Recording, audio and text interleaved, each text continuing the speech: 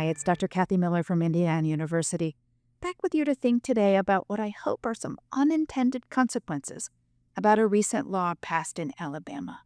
Now, I'm talking about SB 129, Alabama's anti-DEI legislation that profoundly limits and flat out prevents or prohibits any DEI programs, including capturing the data on the race and ethnicity of patients who enroll in clinical trials or treating patients in clinical trials differently based on race or ethnicity.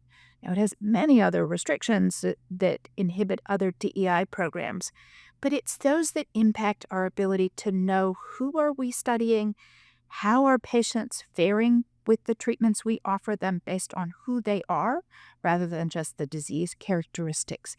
That's potentially devastating for our ability to do really important research.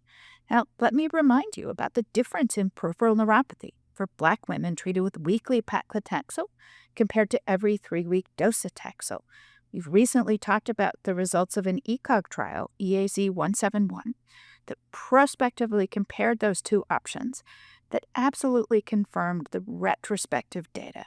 Black patients treated with weekly paclitaxel have more peripheral neuropathy. It's more severe, it occurs earlier, and it leads to more dose reductions. And there is some suggestion that that contributes to their worse outcome.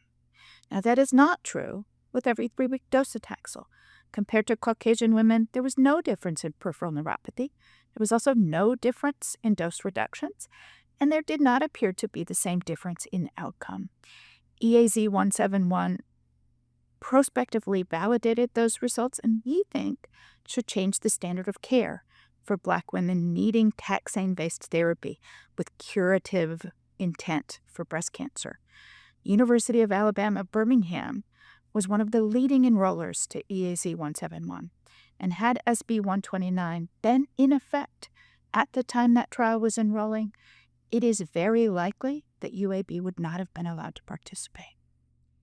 Now, you may all have your opinions about other DEI programs, but I hope we can all agree that if we want our research results to apply to all of our patients, we need to be able to study all of our patients, and that means we need to know their differences so that we can begin to understand which differences might be important so that we can all benefit from this vital medical research.